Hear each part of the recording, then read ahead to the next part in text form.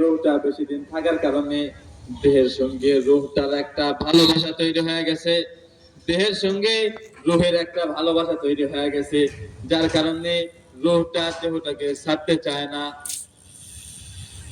এই খবরটা ফেরেশতারা আল্লাহকে গিয়ে বলবেন, ইয়া রাব্বুল আলামিন, আয় আল্লাহ, আপনি তো আপনার মেহমানকে নেওয়ার জন্য পাঠাইলেন, কিন্তু আপনার মেহমান তো আসতে চায় না, আপনার মেহমান তো আসতে চায় না।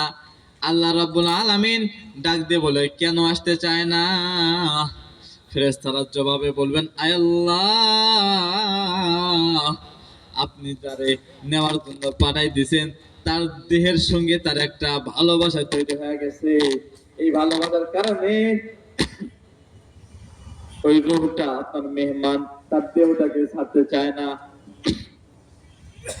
আল্লাহ রাব্বুল আলামিন ডাকতে বলেন, ফেরেশতারা তোমরা দেরি করো কেন? দ্রুত যাও, দ্রুত গিয়ে আমার ওই মেহমানকে তার জন্য যে উপহার স্বরূপ জান্নাতের বাড়ি রাখছি, তার জন্য পুরস্কার স্বরূপ যে জান্নাতের বাড়িটা রাখছি, তার মুখের সামনে উঠাই ধরো, তার মুখের সামনে উঠাই ধরো, তার সামনে একটু দেখাই দাও না।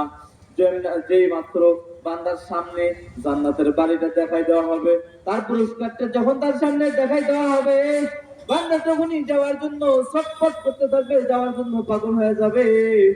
এমন অবস্থায় আল্লাহ ডাক দিয়ে বলবেন, ইয়া আইয়াতুহান নাফসুল মুতমাইন্নাহ ইরজিই ইলা রাব্বিকি রাদিয়াতাম মারদিয়াহ ফাদখুলি ফি ইবাদি ওয়াদখুলি জান্নাতি।